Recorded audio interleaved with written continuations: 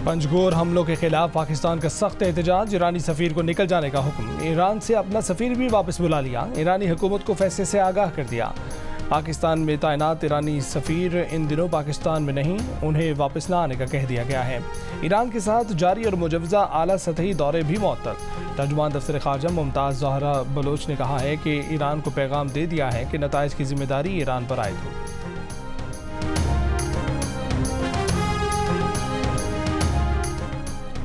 निगरां वज़ीर ख़ारजा जलील अब्बास जिलानी को ईरान के वज़ीर ख़ारजा का टेलीफोन। निगरां वज़ीर ख़ारजा ने उनसे कहा कि पाकिस्तानी हदूद में ईरान का हमला पाकिस्तान की खुद मुख्तारी की संगीन खिलाफ वर्जी है। हमला बैनुल-अक़वामी क़वानीन और पाक ईरान दो तरफ़ा ताल्लुकात की रूह के भी मुनाफी है। डेवोस में आलमी इक़्तिसादी फ़ोरम इजलास में शिरकत के लिए गए निगरां वज़ीर आज़म मनवारुल हक़ काकड़ से भी ईरानी हमले से मुतल्लिक़ सवाल का जवाब नहीं दिया। गवर्नर सिंध कामरान टिसोरी ईरान का दौरा मुख्तसर करके कराची वापस पहुँच गए। कहा कि वो ताजरों के एक वफ़द के साथ चाबहार गए थे, जहां उन्होंने बरामदात की एक नुमाइश का इफ्तिताह भी किया था। गवर्नर टिसोरी ने कहा कि मामला मुल्की सालमियत और वक़ार का हो तो पाकिस्तान सबसे पहले है।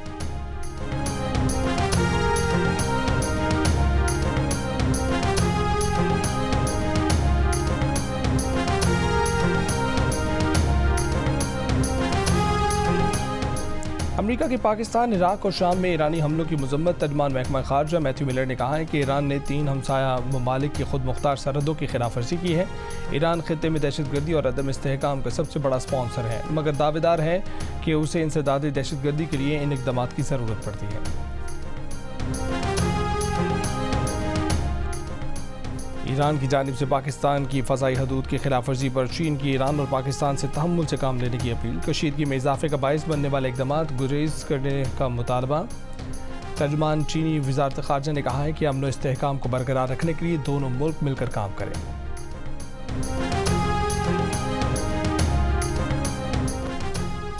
साबिक़ वज़ीर दिफ़ा ख्वाजा आसिफ ने कहा है कि दहशतगर्दी का मसला हमारे लिए भी है। पाकिस्तान में दहशतगर्दी करने वालों के महफूज ठिकाने ईरान में भी हैं, लेकिन इस मसले को दोनों ममालिक के दरमियान बिगाड़ का सबब नहीं बनना चाहिए। बोले, ईरानी हमले पर हो सकता है कि हमें मज़ीद सख्त पोजीशन लेनी पड़े, लेकिन ये ज़रूर मद्देनज़र रखना चाहिए कि ईरान के साथ हमारे ताल्लुकात ऐसे ना बिगड़ें कि जिनकी तलाफ़ी ना हो सके। साबिक़ वज़ीर ख़ारजा हिना रबानी खर ने कहा है कि ऐसा हमला ईरान की बौखलाहट और तन्हाई को ज़ाहिर करता है। ये गैर मंतकी, गैर कानूनी और गैर जिम्मेदाराना और इश्तियाल अंगेज़ हमला ईरान के अंदरूनी मामलात की वजह से किया गया है। पाकिस्तान का रद्दअमल अब ऐसा होना चाहिए कि आइंदा कोई ऐसा ख्याल जहन में न लाए।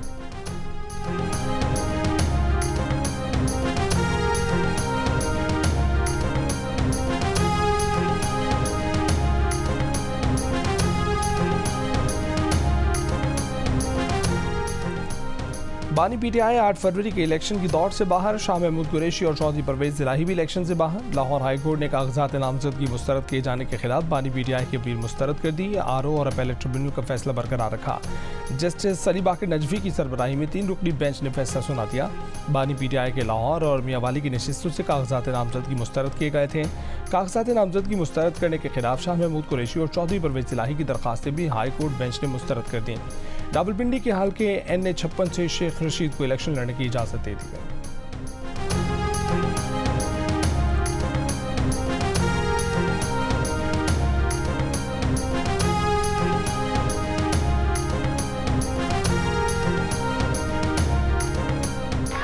एक और साहब है जो चौथी दफा वजीर आजम बनना चाह रहा है, चौथी दफा, और वो साहब के पास ना मंशूर है, ना नजरिया है, ना इंतखाबी मुहिम चला रहा है, ना अवाम से वोट मांग रहा है। ये वो शेर है जो अवाम का खून चूसता है। हम इस शेर का शिकार करेंगे, इसका रास्ता रोकेंगे, इसको चौथी बार वजीर आजम नहीं बनने देंगे। चौथी बार वज़ीर आज़म बनने वाले के पास ना कोई मंशूर है, ना नज़रिया है, ना इंतखाबी मुहिम है, ना राब्ता है। बिलावल भुट्टो के आज फिर नवाज शरीफ पर वार। इंतखाबी जलसों से खिताब में कहा कि ये शेर अवाम का खून चूसने वाला शेर है। सियासी यतीमों का टोला यहाँ इलेक्शन लड़ा है। अवाम इनसे पूछे कि इनका नज़रिया क्या है। वो कहीं और देखकर उम्मीद लगाए बैठे हैं कि कोई और उन्हें जितवाएगा, मगर ये उनकी भूल है। अब वो वक्त नहीं रहा। अब अगर इलेक्शन जीतना है तो अवाम के पास आना पड़ेगा। बदीन ने खिताब करते हुए कहा कि वो नहीं चाहते कि बदीन के फैसले कराची में बैठे बाबू करें। बिलावल ने कहा कि कराची और हैदराबाद पर गैर जमहूरी कुव्वतों ने कब्जा कर लिया था। उन्होंने जमहूरियत के जरिए कराची वापस ले लिया और कराची का मेयर बनाया। बिलावल ने अपने उम्मीदवारों से वादा भी लिया कि अपने रिश्तेदारों को भर्ती नहीं करवाएंगे, बल्कि आवाम के काम करेंगे।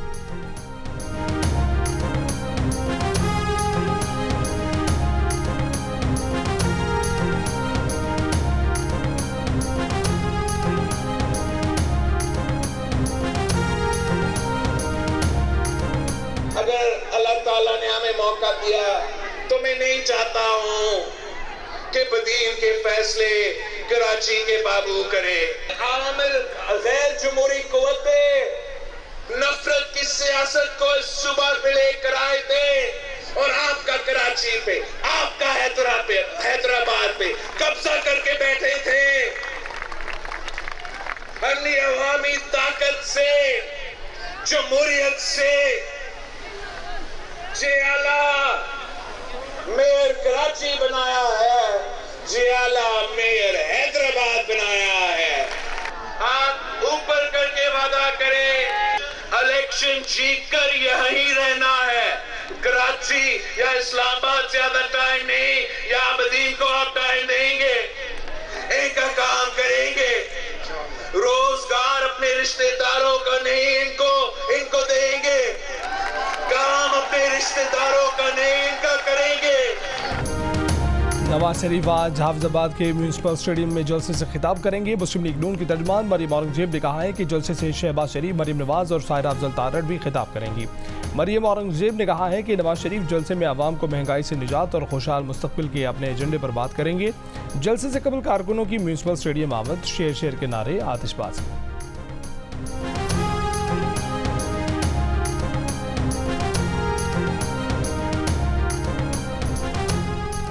नवाज शरीफ लाडला नहीं है, अलबत्ता माजी में कोई और लाडला रह चुका है। 2017 में डंडे और बल्ले ने जिस सफर को खत्म किया उसे दोबारा शुरू करेंगे। सदर नून लीग शहबाज शरीफ की मॉडल टाउन लाहौर में सहाफ़ियों से गुफ्तगू, कहा कि तहरीक इंसाफ से बल्ले का निशान छिन गया तो उसके कसूरवार हम नहीं।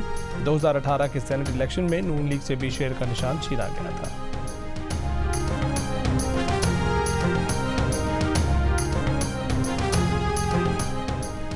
इलेक्शन का बायकॉट नहीं करेंगे, वोटर्स तैयारी करें और अपने उम्मीदवार को पहचानें। रहनुमा तहरीक इंसाफ बैरिस्टर गौहर का ऐलान, कहा कि आज रात 12 बजे तक तमाम लिस्टें लग जाएंगी। चंद घंटों में हमारी तमाम टिकटें फाइनल हो जाएंगी। जब इलेक्शन हो तब जोर जबरदस्ती वाले रास्ते इख्तियार न हो। जितनी ज्यादती PTI से होनी थी वो हो चुकी। इलेक्शन साफ और शफाफ होने चाहिए। उम्मीद है सुप्रीम कोर्ट ऐसे अहकाम जारी करेगी।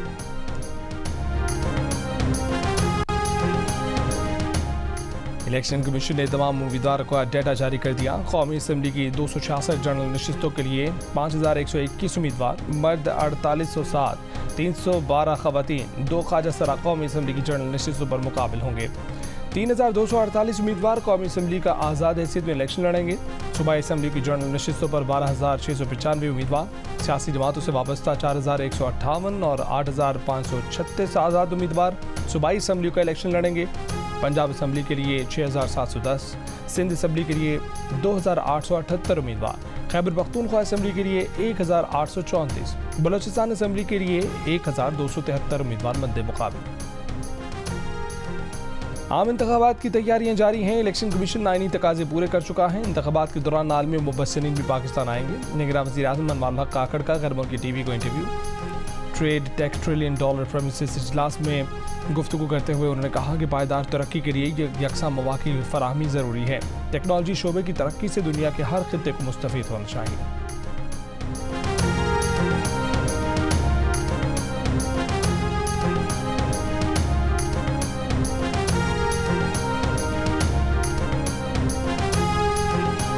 इस वक्त पे शकूक व शुबात उठाना, जबकि मैं सिंध में मसरूफ हूँ, अपनी पार्टी खान का पैगाम वर्कर्स को पहुँचा रहा हूँ। कुछ लोगों को मुझसे तकलीफ है। मैंने तो मुलाकात की बुशरा बीबी साहिबा, अलीमा खानम साहिबा, जब खान साहब के नोटिस में मैं बहुत सारी चीजें ले आया। मुझे खान साहब का एतमाद हासिल है। जाए इसके कि कोई पॉजिटिव काम कर सके, मुझे रुकावटें मेरे रास्ते में क्रिएट कर रहे हैं।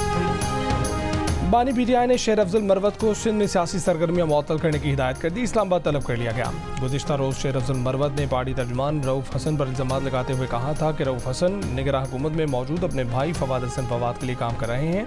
रऊफ हसन साजिशी हैं, पार्टी में दरारें डालने में मसरूफ रहते हैं।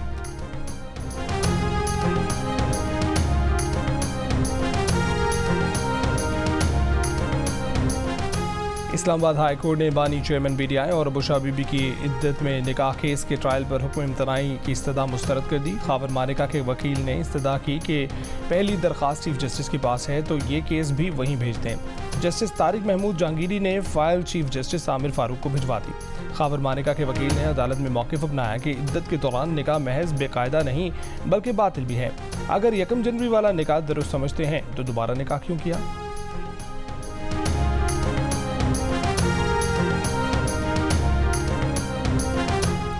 बानी पीटीआई की तोशाखाना और 190 मिलियन पाउंड नैब केस में जेल ट्रायल के खिलाफ दरखास्तों पर समाअत के लिए इस्लामाबाद हाई कोर्ट का डिवीजन बेंच बना दिया गया। जस्टिस मियां गुल हसन औरंगजेब और जस्टिस अरबाब मोहम्मद ताहिर बेंच में शामिल। जस्टिस मियां गुल हसन औरंगजेब ने इस मुकदमे की समाअत से माजरत करके मामला चीफ जस्टिस को भिजवा दिया था। उन्होंने रिमार्क्स दिए थे कि उनके ख्याल में ये केस गलती से सिंगल बेंच के सामने मुकर्रर हो गया है। इस केस में नैब को फरीक बनाया गया है। ये केस डिवीजन बेंच में सुना जाना चाहिए।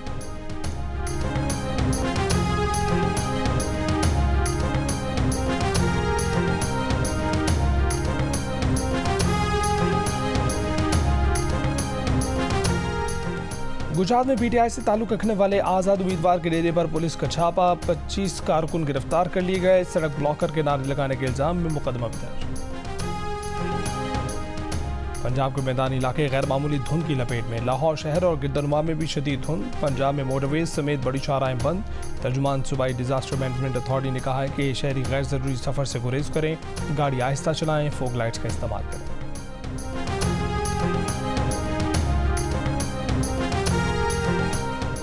पाकिस्तान को IMF से $70 करोड़ की एक और किस्त मौसूल हो गई। स्टेट बैंक के हुक्काम के मुताबिक पाकिस्तान को जारी करदा रकम $1.9 अरब हो गई। आखिरी इक्तिसादी जायजे के बाद मजीद $101 अरब मिलेंगे। मुत्तहिदा अरब अमारात ने भी पाकिस्तान का $2 अरब का कर्ज रोल ओवर कर दिया। गाजा के रिहायशी इलाकों पर इसराइली बमबारी जारी। 24 घंटों में मजीद 160 से ज़ायद फ़लस्तीनी शहीद। खान यूनिस में फ़लस्तीनी मज़ाहमतकारों के इसराइली फ़ौज और टैंकों पर हमले। 2 इसराइली फ़ौजी ऑफिसर मारे गए। मुतादिद इसराइली फ़ौजी जख्मी हुए। यमन के साहिल से दूर खलीज अदन में जहाज़ पर ड्रोन हमला। जहाज़ में लगी आग बुझा दी गई। अमला महफूज रहा। अमरीका ने हुसी ग्रुप को दोबारा दहशतगर्द तंजीमों की फहरिस्त में शामिल कर लिया।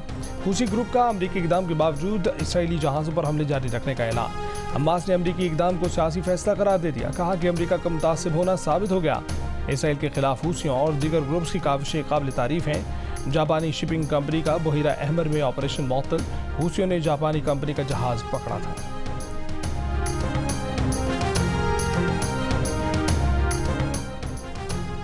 बरतानिया में बर्फबारी और शदीद सर्दी की वजह से मामूलाती ज़िंदगी बुरी तरह से मुतासिर। यॉर्कशायर, स्टैफर्डशायर, डर्बीशायर, वेल्स और स्कॉटलैंड के इलाके सबसे ज़्यादा मुतासिर। बरतानिया की कई अहम शाहराहों पर बर्फ़ के बायस ट्रैफिक मुतासिर, परवाज़ें ताख़ीर का शिकार। महकमा मौसमियात ने खबरदार किया है कि दर्जा हरारत -10 से 15 डिग्री तक गिर सकता है।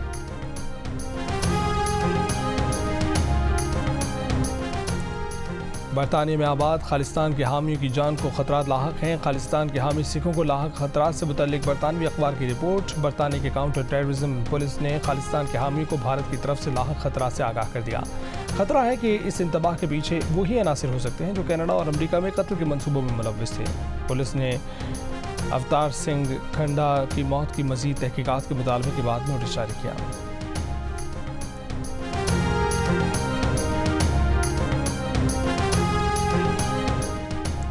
बरतानिया के बादशाह चार्ल्स प्रोस्टेट बढ़ने के सबब तकलीफ में मुब्तला। बादशाह चार्ल्स का आइंदा हफ्ता ऑपरेशन होगा। मुख्तसर मुद्दत के लिए अवामी मसरूफियात से दूर रहेंगे। पाकिस्तानी कप्तान शाहीन आफरीदी ने फिर टॉस जीता, फिर पहले बॉलिंग का फैसला किया। बॉलर फिर पिटे, कीवीज ने फिर भारी स्कोर किया। पाकिस्तान फिर हदफ पूरा न कर सका, नतीजा भी वही रहा। न्यूजीलैंड ने तीसरे T20 मैच में पाकिस्तान को 45 रन से शिकस्त दे दी। सीरीज में 3-0 की फैसला कुन बरतरी। फिन एलन की शानदार बैटिंग की बदौलत कीवी टीम ने 7 विकेट पर 224 रन बनाए। बाबर आजम के अलावा पाकिस्तान का कोई बैटर न चल सका। पाकिस्तानी टीम 179 रन पर ही ढेर हो गई।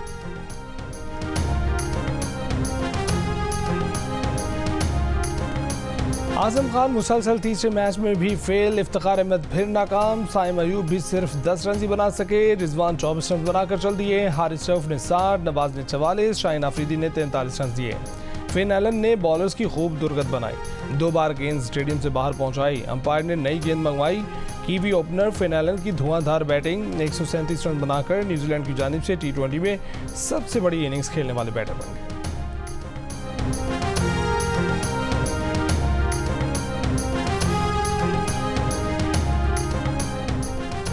और फ्रांस के ड्राइवर गुरियान शीशरैत ने डकार रैली का 10वां मरहला जीत लिया। ओवरऑल स्टैंडिंग में अब भी स्पेन के कार्लोस सैंज की पहली पोजीशन बरकरार। बाइक रैली का 10वां मरहला अमेरिका के रिकी ब्राबैक के नाम रहा।